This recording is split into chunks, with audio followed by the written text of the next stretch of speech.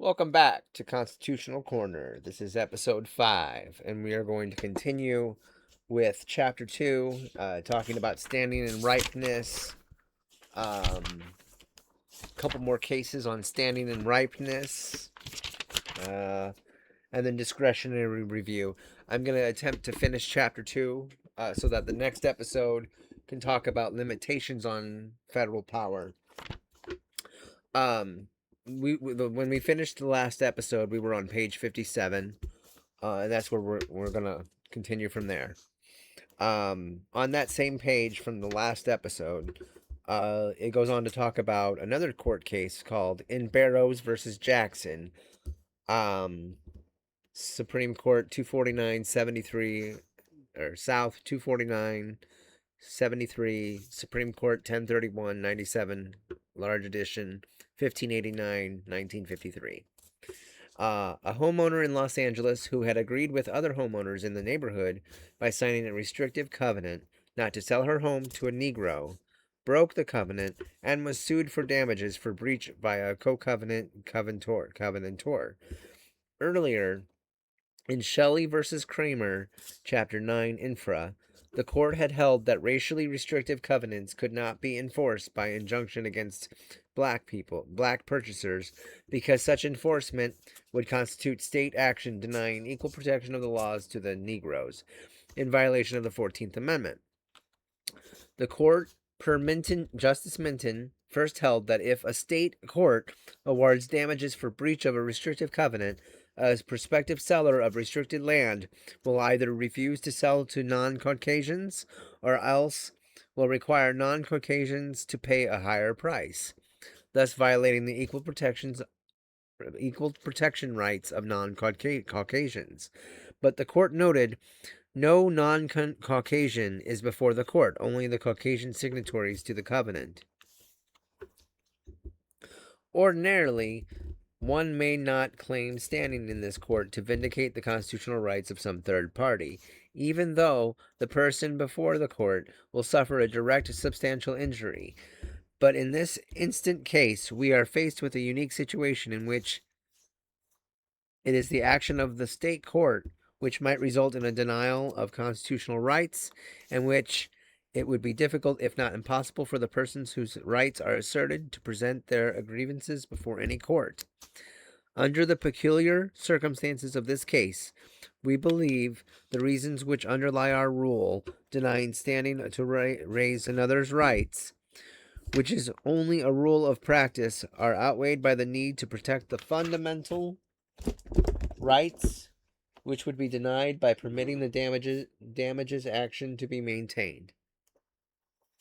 The court observed that restrictive covenants are widely condemned by the courts, and that the selling homeowner, quote, is the only effective adversary of the unworthy covenant in its last stand. Justices Reed and Jackson did not participate. Chief Justice Vinson dissented. And then it goes on to talk about in Griswold versus Connecticut, Chapter 10, Section 1. We'll talk about that case later. The court held that birth control clinic officials who were convicted of aiding and abetting married persons in violating the same state statute barring use of contraceptives had standing to assert the constitutional rights of the married persons.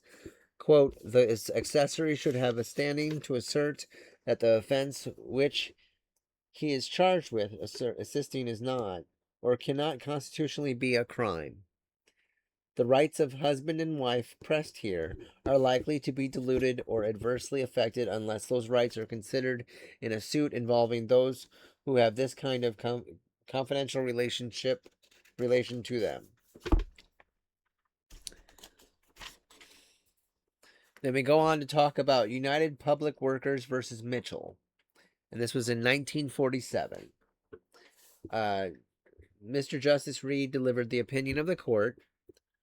The appellants sought an injunction against appellees, members of the United States Civil Service Commission, to prohibit them from enforcing against appellants the provisions of the second sentence of Section 9A of the Hatch Act, for the reason that the sentence is repugnant to the Constitution of the United States.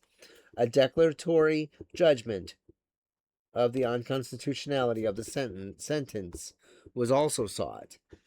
The sentence referred to reads, quote, "No officer or employee in the executive branch of the federal government shall take any active part in political management or in political campaigns."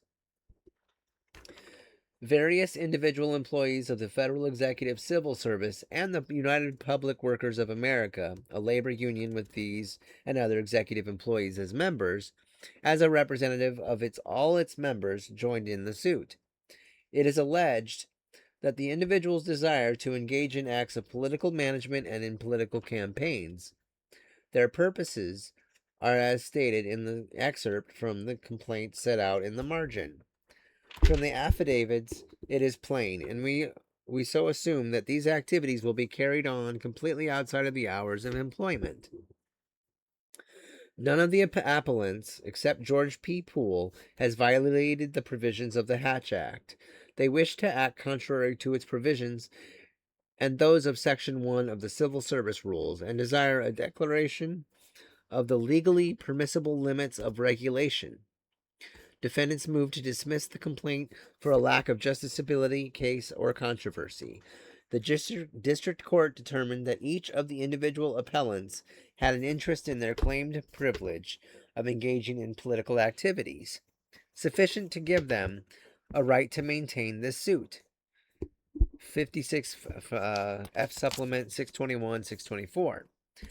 The district court further determined that the questioned provision of the Hatch Act was valid. Second, at the threshold of consideration, we are called upon to decide whether the complaint states a controversy cognizable in this court. We defer consideration of the cause of action of Mr. Poole until Section 3 of this opinion. The other individual employees have elaborated the grounds of their objection in individual affidavits. We select as an example one that contains the essential averments of all the others. Nothing similar to the second paragraph of the printed affidavit is contained in the other affidavits. The assumed controversy as to the affiant's right to act as watcher at the polls had long been moot when this complaint was filed. We do not, therefore, treat this allegation separately. The affidavits declare a desire to act contrary to the rule against political activity, but not that the rule has been violated. As is well known, the federal courts established pursuant to Article 3 of the Constitution do not render advisory opinions. For adjudication of constitutional issues, quote, concrete legal issues presented in actual cases, not abstractions, are requisite. This is true of declaratory judgments as any other field. These appellants seem clearly to seek advisory opinions. As these appellants are classified employees, they have a right superior to the generality of citizens. But the facts of their personal interest in their civil rights, of the general threat of possible interference with those rights by the Civil Service Commission under its rules, if specified things are done by appellants, does not make a justiciable case or controversy. Appellants want to engage in political management and political campaigns to persuade others to follow appellants' views by discussions, speeches, articles, and other acts reasonably designed to secure the selection of appellants' political choices. Such general of objection is really an attack on the political expediency of the Hatch Act, not the presentation of legal issues. It is beyond the competence of courts to render such a decision. The power of courts, and ultimately of this court, to pass upon the constitutionality of acts of Congress arises only when the interests of litigants require the use of this judicial authority for their protection against actual interference. A hypothetical threat is not enough. We can only speculate as to the kinds of political activity the appellants desire to engage in, or as to the contents of their proposed public statements, or their circumstances of their publication. It would not accord with judicial responsibility to a judge in a matter involving constitutionality between the freedom of the individual and the requirements of the public of public order, except when definite rights appear upon the one side and definite prejudicial interferences upon the other. Should the courts seek to expand their power so as to bring under their jurisdiction ill-defined controversies over constitutional issues, they would become the organ of political theories. Such abuse of judicial power would properly meet rebuke and restriction from other branches.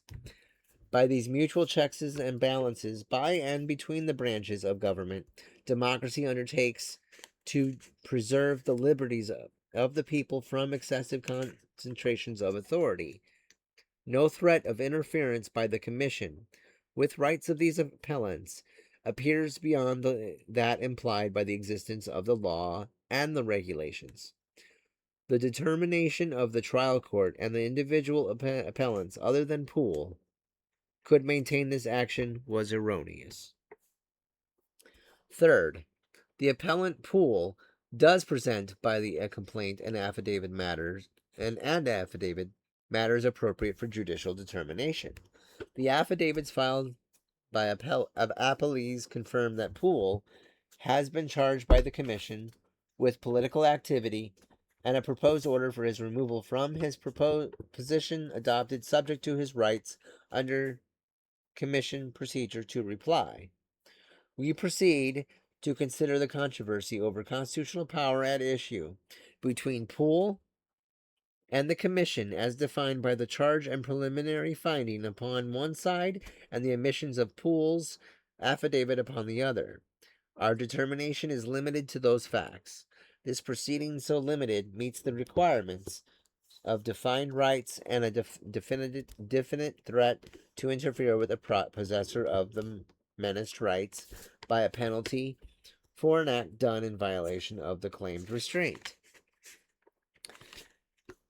Because we conclude hereinafter that the prohibition of Section 9 of the Hatch Act and Civil Service Rule 1 are valid, it is unnecessary to consider, as this is a declaratory judgment action, whether or not this appellant sufficiently alleges that an irreparable injury to him would result from his removal from his position. Nor need we inquire whether or not a court of equity would enforce by injunction any judgment declaring rights.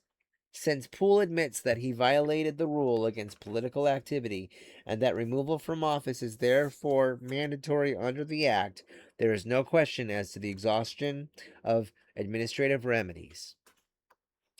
The Act provides no administrative or statutory review for the order of the Civil Service Commission. Under such circumstances, we see no reason why a declaratory judgment action, even though constitutional issues are involved, does not lie. Affirmed.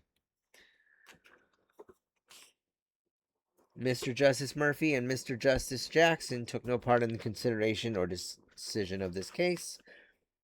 And then Mr. Justice Rutledge dissents as to Poole for the reasons stated by Mr. Justice Black. He says he does not pass upon constitutional questions presented by the other appellants for the reason that he feels the controversy as to them is not yet appropriate for the discretionary exercise of declaratory judgment to jurisdiction. Mr. Justice Black dissents, and he says Poole's challenge should be sustained. And since I agree with Mr. Justice Douglas that all petitioners' complaints state a case or controversy and show threats of imminent irreparable damages, I think that the contention that the challenge provision is unconstitutional on its face should be sustained as to all of them. And then Mr. Justice Douglas is dissenting. He says, it is clear that the declaratory judgment procedure is available in the federal courts only in cases involving actual controversies and may not be used to obtain an advisory opinion in the controversy not yet arisen. See Kaufman versus Breeze Corporations. The requirement of a, quote, actual controversy end quote, which is written into the statute and has its roots in the Constitution, Article 3, Section 2, seems to me to be fully met here. What these appellants propose to do is plain enough.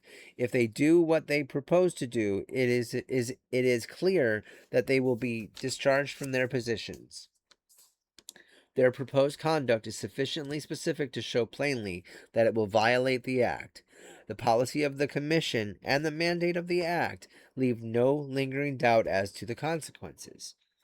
On a discharge, these employees would lose their jobs, their seniority, and other civil service benefits. They could, of course, sue in the court of claims. I'm sorry. But the remedy there is a money judgment, not a restoration of the office formerly held. Of course, there might be other remedies available in these situations to determine their rights to the offices for which they are discharged. But to require these employees first to suffer the hardship of a discharge is not only to make them incur a penalty, it makes inadequate, if not wholly illusory, any legal remedy which they may have.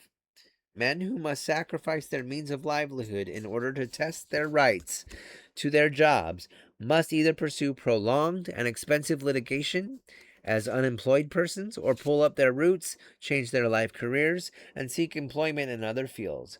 At least to the average person in the lower income groups, the burden of taking that course is irreparable injury. See Ex Parte Young. No matter how exact the required showing, a judgment which without more adjudicates the status of a person is permissible under the Declaratory Judgment Act. Peckins versus Elge. The right to hold an office or public position against such threats is a common example of its use. Declaratory relief is the singular remedy available here to preserve the status quo while the constitutional rights of these appellants to make these utterances and to engage in these activities are determined. The threat against them is real, not fanciful, immediate, not remote.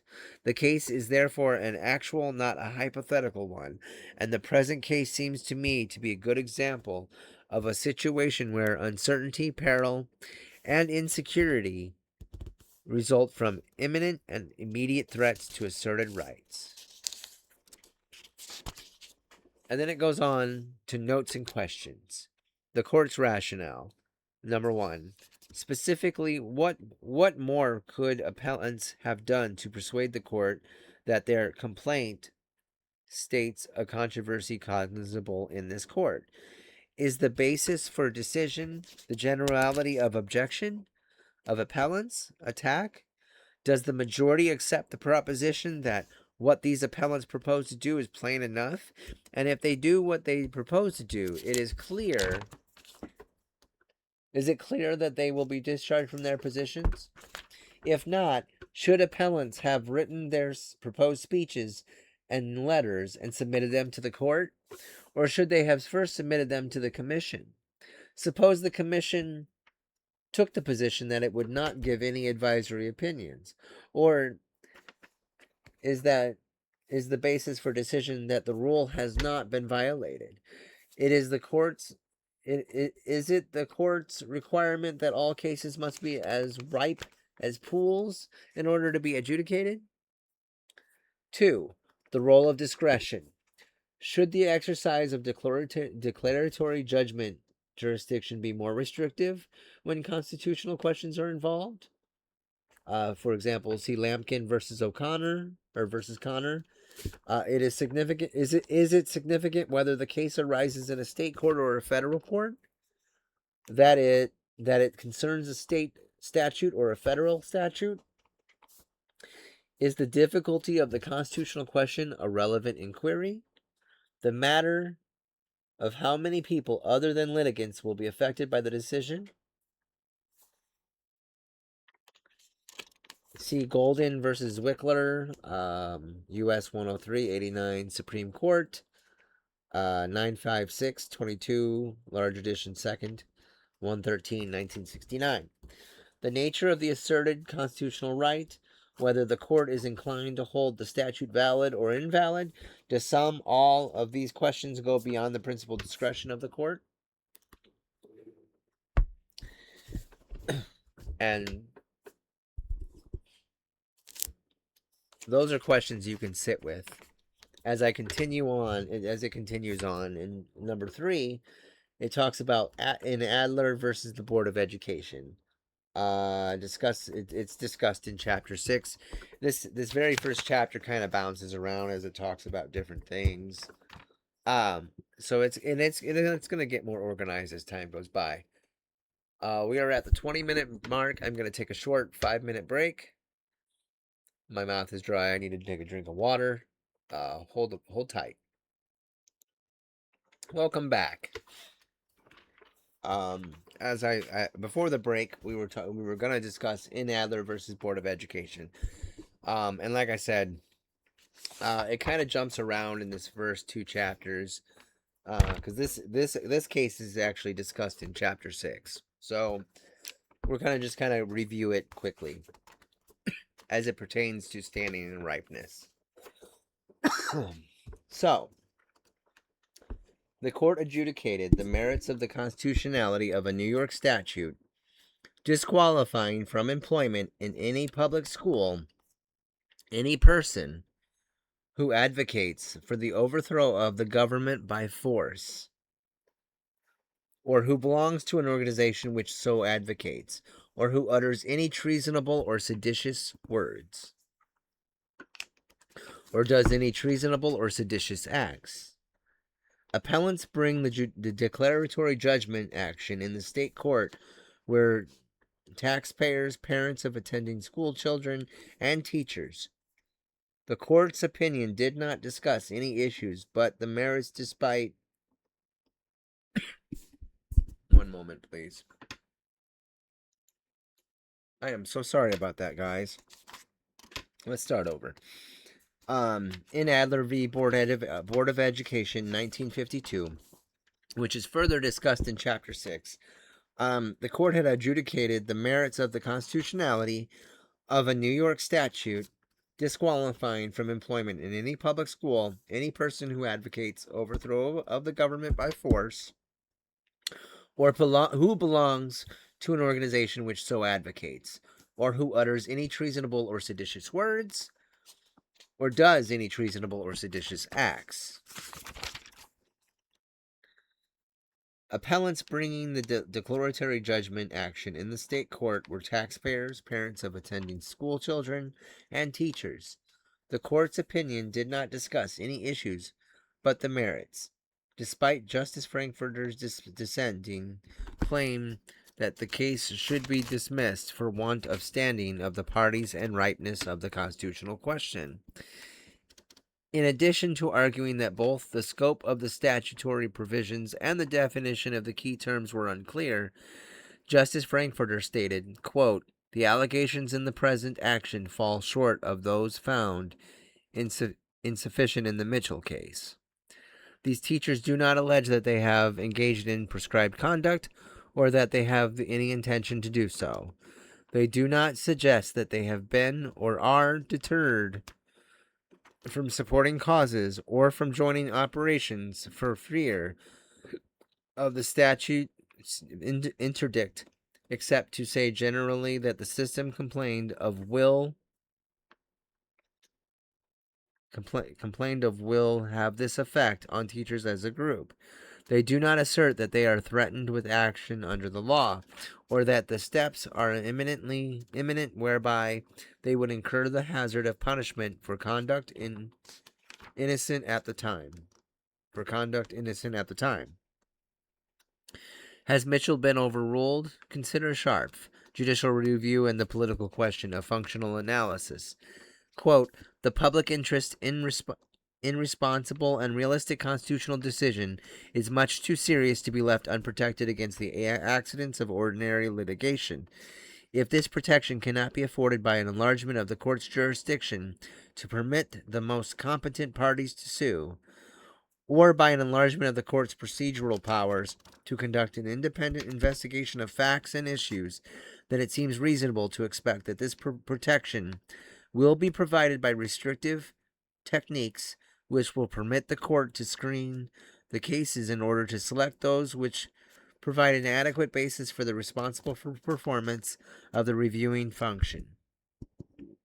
In order to qualify for the exercise of judicial review, the factual situation of the case would have to eliminate in a concrete fashion the practical implications of the constitutional issue, and the litigants themselves would have to be vitally and antagonistically interested, not only in the outcome of their lawsuit, but in the determination of the constitutional issue as such. I submit that it is this screening function which is being served by the court's use of the non-constitutional rules of standing, ripeness, and adversariness. In Mitchell, the court may well have regarded the constitutional balance between the political rights of civil servants and the legitimate rights of civil servants, and the legitimate public interest in a neutral civil service as an extremely close one, depending very much upon the actual scope of enforcement and upon the concrete nature of the activities against which sanctions were to be applied. In Adler, the Mitchell rule should have applied a fortiori. But for the court majority, the statute was clearly constitutional, because in it no way deprived teachers of their freedoms of speech and association. It merely put before them the choice of either exercising these freedoms or continuing their employment in the public school system, which, after all, was not a right but merely a privilege. Justices Black and Douglas, dissenting, also saw no reason to worry about standing or ripeness. For them, the statute was clearly unconstitutional because it penalized teachers for the exercise of their absolute freedoms of speech and association. The conclusion seems inevitable that Justice Frankfurter alone advocated avoidance because he alone defined the substantive issues in terms of a close balance between the equally legitimate interest of society in its self-preservation and of the teachers in their freedom of thought, inquiry, and expression. Thus, in order to strike this balance in this particular case, Frankfurter would have had to know much more about the actual practices of enforcement and the degree of surveillance to which the teachers would be subjected than the bare text of an unenforced statute permitted him to know. The next case that's discussed is Poe v. Ullman, and Justice Frankfurter announced the judgment of the court, and opinion in which the Chief Justice, Mr. Justice Clark, and Mr. Justice Whitaker joined. The Poe v. Ullman, these appeals challenge the constitutionality under the due process clause of the 14th Amendment of Connecticut statutes, which are as authoritatively construed by the Connecticut Supreme Court of Errors, prohibit the use of contraceptive devices and the giving of medical advice in the use of such devices. In proceedings seeking declarations of law, not on review of convictions for violation of the statutes, the court has ruled that these statutes would be applicable in the cases of married couples and even under claim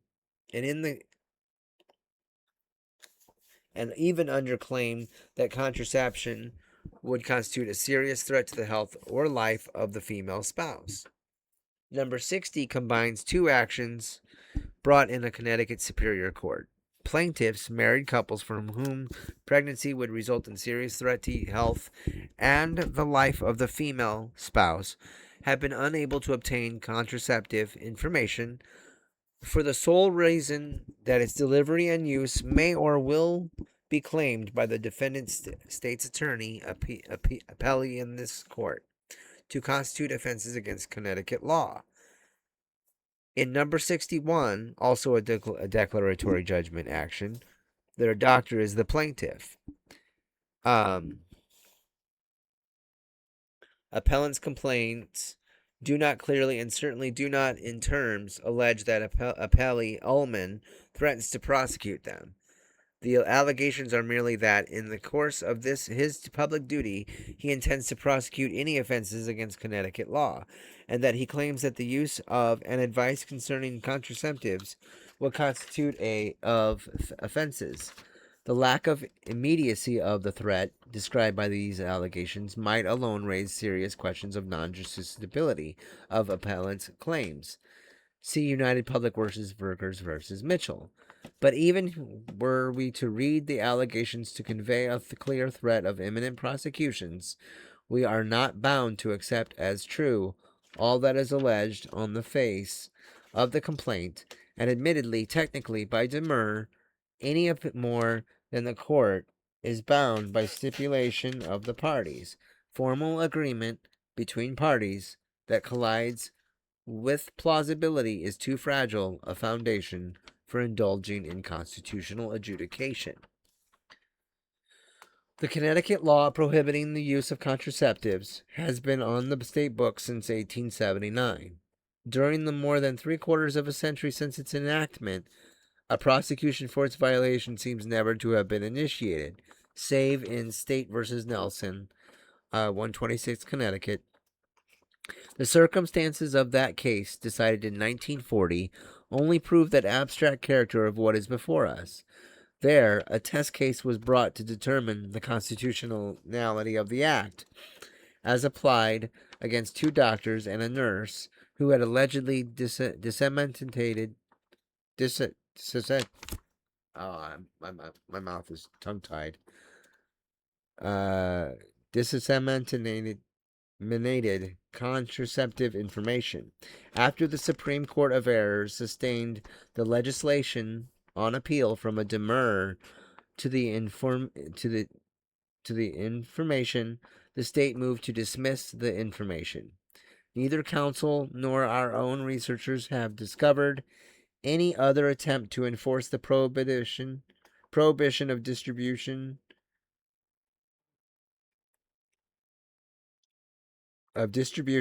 or use of contraceptive devices by criminal processes. We were advised by counsel for appellants that contraceptives are commonly and notoriously sold in Connecticut drugstores, yet no prosecutions are recorded, and certain such ubiquitous open public sales would more quickly invite the attention of enforcement officials than the conduct in which the present appellants wish to engage. The giving of private medical advice by a doctor to his individual patients and their private use of the devices prescribed, the undeviating policy of nullification by Connecticut of its anti-contraceptive laws throughout all the long years that they have been on the state statute books bespeaks more than prosecutorial paralysis. What was said in another context is relevant here. Deeply embedded traditional ways of carrying out state policy, or not carrying it out, are often tougher and truer law than the dead words of the written text. The restriction of our jurisdiction to cases and controversies within the meaning of Article 3 of the Constitution is not the sole limitation on the exercise of our appellate powers, especially in cases raising constitutional questions. The policy reflected in numerous cases and over a long period was thus summarized in the oft-quoted statement of Mr. Justice Brandeis. The court has developed, for its own governance, in the cases confessedly within its jurisdiction, a series of rules under which it has avoided passing upon a large part of all the constitutional questions pressed upon it for decision. Ashwander versus Tennessee Valley Authority. In part, the rules summarized in the Ashwander opinion have derived from the historically defined, limited nature and function of courts and from the recognition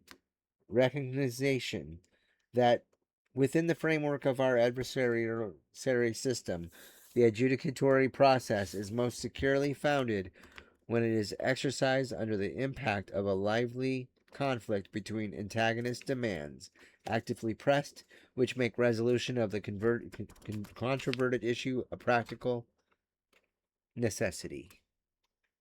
These considerations press with special urgency in cases challenging legislative action or state judicial action as repugnant to the Constitution. The various doctrines of standing, ripeness, and mootness, which this court has evolved with particular, though not exclusive, references to such cases are but several manifestations, each having its own varied application of the primary conception that federal judicial power is to be exercised to strike down legislation, whether state or federal, only at the instance of one whom is himself immediately harmed or immediately threatened with harm by the challenged action. Although we have held that a state declaratory judgment suit may constitute a case or controversy within our appellate jurisdiction, it is to be reviewed here only, quote, so long as the case retains the essentials of an adversarial proceeding, comma, involving a real, comma, not a hypothetical controversy, which is finally determined by the judgment below. Nashville v. Wallace. It was the respect to a state originating declaratory judgment proceeding that we said in Alabama State Federation of Labor versus McCattery, quote, that the extent to which the declaratory judgment procedure may be used in the federal courts to control state action lies in the sound discretion of the court. Quote, indeed, we have recognized in such cases that, end quote, the discretionary element characteristic of declaratory jurisdiction and imported perhaps from equity jurisdiction and practice without the remedial phase offers a convenient instrument for making effective the policy against premature constitutional decision. Rescue Army versus Municipal Court. It is then clear that the mere existence of a state penal statute would constitute insufficient grounds to support a federal court's adjudication of its constitutionality in proceedings brought against the state's prosecuting officials if real threat of enforcement is wanting. If the prosecutor expressly agrees not to prosecute a suit against him for declaratory and injunctive relief, is not such an adversarial case as will be reviewed here. 80 years of Connecticut history demonstrate a similar abide tacit agreement. The fact that Connecticut has not chosen to press the enforcement of this statute deprives these controversies of the immediacy which is in an indispensable condition of constitutional adjudication. To find it necessary to pass on these statutes now in order to protect appellants from the hazards of prosecution would be to close our eyes to reality. We cannot accept as the basis of constitutional adjudication other than as chimerical the fear of enforcement of provisions that have during so many years gone uniformly and without exception unenforced. Justiciability is, of course, not a legal concept with a fixed content or susceptible of scientific verification. Its utilization is the resultant of many subtle pressures, including the appropriateness of the issues for decision by the court and the actual hardship to the litigants by denying them the relief sought. Both these factors justify withholding adjudication of the constitutional issue raised under the circumstances and in a manner in which they are now before the court. Dismissed. Mr. Justice Black dissents because he believes that the constitutional questions should be reached and decided. Mr. Justice Brennan, however, concurs in judgment. He says, I am not convinced on this skimpy record that these appellants as individuals are truly caught in an inescapable dilemma. The true controversy in this case is over the opening of birth control clinics on a large scale. It is that with which the state has prevented in the past. It will be time enough to decide the constitutional questions urged upon us, when, if ever, that real controversy flares up again. Until it does, or until the state makes a definite and concrete threat to enforce these laws against individual married couples, a threat which it has never made in the past, except under the provocation of litigation, this court may not be compelled to exercise its most delicate power of constitutional adjudication. Now, Mr. Justice Douglas dissents, and he says, if there is a case where the need for declaratory judgment in the shadow of a criminal prosecution is shown, it is this one. It is alleged and admitted by the state that the state's attorney intends to enforce the law by prosecuting offenses under the laws. The court goes outside the record to conclude that there exists a tacit agreement that these statutes will not be enforced. No lawyer, I think, would advise his clients to rely on that tacit agreement. No police official, I think, would feel himself bound by that tacit agreement. After our national experience during the Prohibition era, it would be absurd to pretend that all criminal statutes are adequately enforced. But that does not mean that bootlegging was the less a crime. When the court goes outside the record to determine that Connecticut has adopted the, quote, the undeviating policy of nullification of its anti-contraceptive laws, it selects a particularly poor case in which to exercise such a novel power. This is not a law which is a dead letter. Twice since 1940, Connecticut has reenacted these laws as part of general statutory revisions. Consistently, bills to remove the statutes from the books have been rejected by the legislature. In short, the statutes, far from being the accidental leftovers of another era, are the center of the continuing controversy. On oral argument, counsel for the appellee stated on his own knowledge that several proprietors had been prosecuted in the minor police courts of Connecticut after they had been picked up, quote unquote, for selling contraceptives. The enforcement of criminal laws in minor courts has just as much impact as in those cases where appellate courts are resorted to. What are these people, doctor and patients, to do? Flout the law and go to prison? Violate the law surreptitiously and hope they will not get caught? By today's decision, we leave them no other alternatives. It is not the choice they need here. They have under the regime of the declaratory judgment and of our constitutional system. On the merits, Justice Douglas and Justice Harlem, in his opinion that follows, argued that the statute was unconstitutional.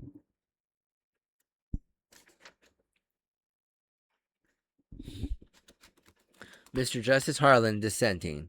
First, that only constitutional claims are presented in proceedings seeking anticipatory relief against state criminal statutes does not, for the reason alone, make the claims premature. These appeals come to us from the highest court of Connecticut, thus affording us, in company with previous state interpretations of the same statute, a clear construction of the scope of the statute. Thereby, in effect, assuring that our review constitutes no greater interference with state administration than the state procedures themselves allow. Second, I do not think these appeals may be dismissed for want of ripeness. As the concept has been understood in its, quote, varied applications, there is no lack of ripeness in the sense that is exemplified by such cases as Stearns versus Wood, Electric Chabon versus Shared Co. versus Securities and Exchange Commission, United Public Workers versus Mitchell, International Longshore Men's and Women and Warehouse Men's Union versus Boyd, and perhaps again Parker v. Los Angeles County.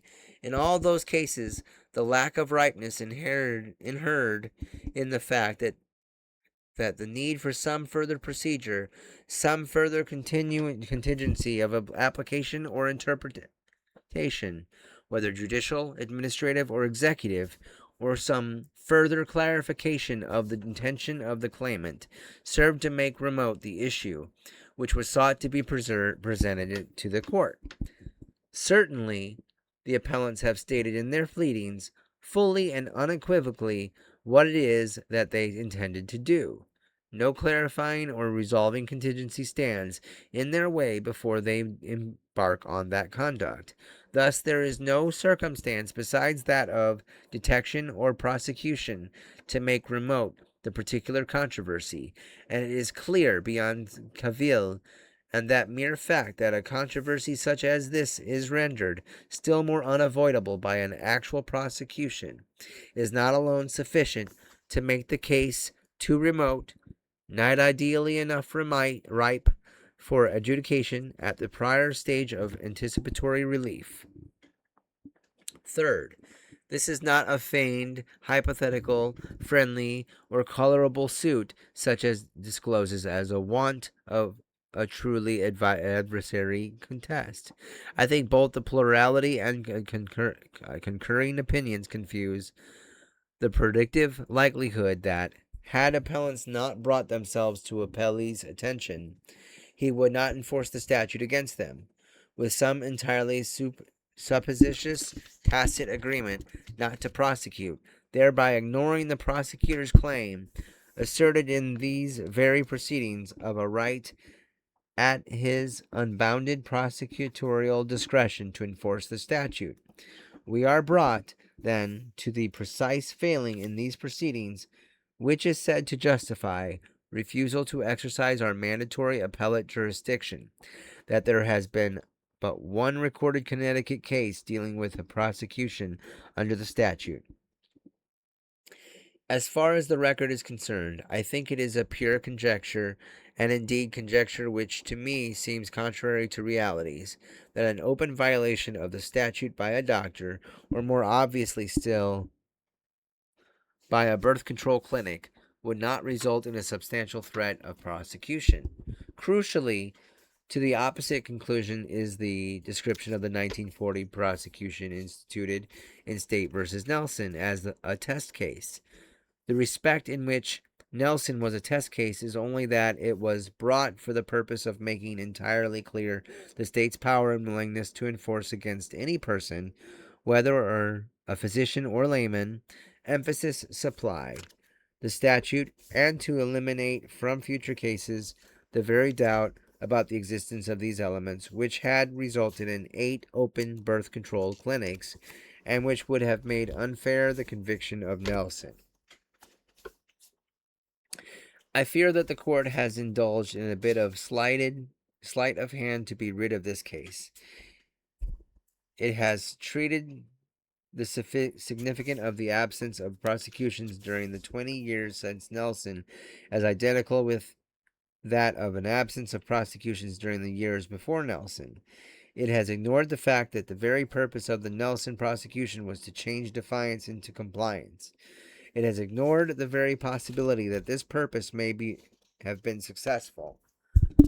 The court's disposition assumes that to decide the case now, in the absence of any consummated prosecutions, is unwise, because it forces a difficult decision in advance of any exigent necessity thereof. Therefore, despite the suggestion of the tougher and truer law of immunity from criminal prosecution, and despite speculation as to the tacit agreement that this law will not be enforced, there is, of course, no suggestion of an estoppel against the state if it should attempt to prosecute appellants. Neither the plurality nor the concurring opinion suggests that appellants have some legally cognizable right not to be prosecuted if the statute is constitutional. What is meant is simply that the appellants are more or less free to act without fear of prosecution, because the prosecuting authorities of the state, and in their discretion and at their whim, are, as a matter of prediction, unlikely to decide to prosecute.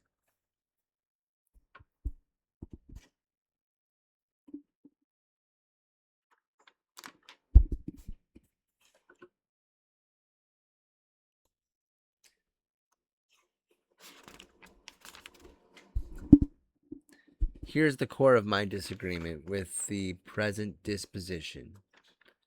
As I will develop later in this opinion, the most substantial claim with these married persons is their right to enjoy the privacy of their marital relations free of the inquiry of the criminal law, whether it be in the prosecution of them or of a doctor whom they have consulted. I cannot agree with their enjoyment of this privacy is not substantially impinged upon when they are told that if they use contraceptives, indeed, whether they do so or not, the only thing which stands between them and being forced to render criminal account of their marital privacy is the whim of the prosecutor. Indeed, it appears that whereas appellants would surely have been entitled to review where this is a new statute, the state here is enabled to maintain at least some substantial measure of compliance with the statute and will still obviate any review in this court. By the device of purely discretionary prosecutorial inactivity, it seems to me to destroy the whole purpose of an anticipatory relief to consider the prosecutor's discretion, once all legal and administrative channels have been cleared, as in any way analogous to those other contingencies which make remote a controversy presenting constitutional claims.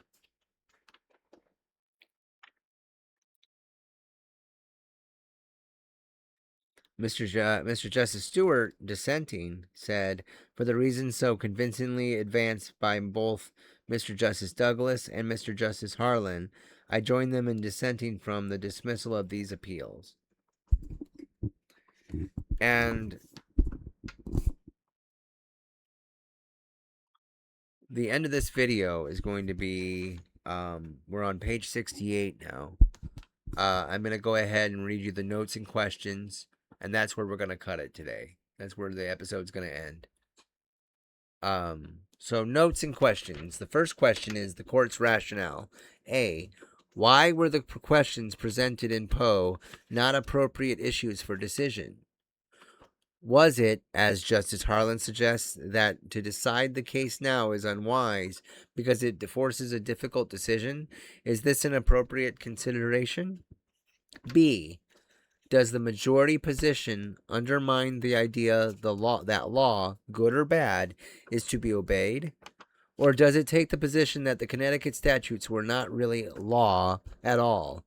Does the decision ignore the fact that many, people will obey the law simply because it is the law, whether or not it will ever be enforced? Consider the note, threat of enforcement, prerequisite of injusticiability controversies. By insisting upon an actual threat of enforcement, the court misinterpreted the causes of actual hardship. It is the unwillingness of others to cooperate in asserting the alleged rights that destroy the litigant's rights. For then he does not even have the alternative of violating the statute and raising the constitutional defense in any prosecution that might result. In measuring the actual hardship to the litigants, it is immaterial that a non-cooperating individual's fear of enforcement is irrational and unjustified. He is nonetheless unwilling. The court's intuitive jump in the instant case from its conclusion from the doctor's alleged fear of enforcement was irrational to the conclusion that it was unreal suggests an absence of a clear analysis of the interests involved. Is this criticism applicable to Poe? May the doctor be characterized merely as a non-cooperating individual to be contrasted with the litigants in this case?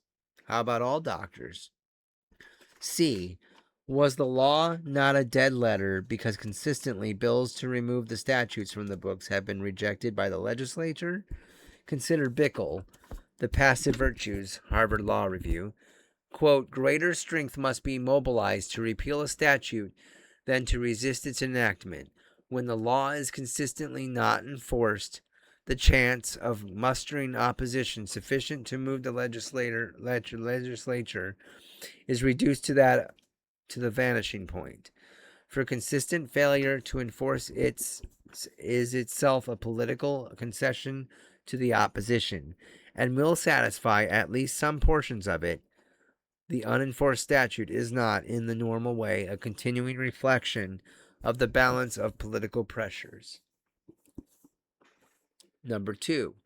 Is Poe distinguishable from Ep5 versus Arkansas, where there was no record of any enforcement of a 40-year-old statute making the teaching of evolution unlawful, and after her school adopted a textbook teaching evolution, a biology teacher sought a declaration that a statute was unconstitutional and had an injunction against her dismissal?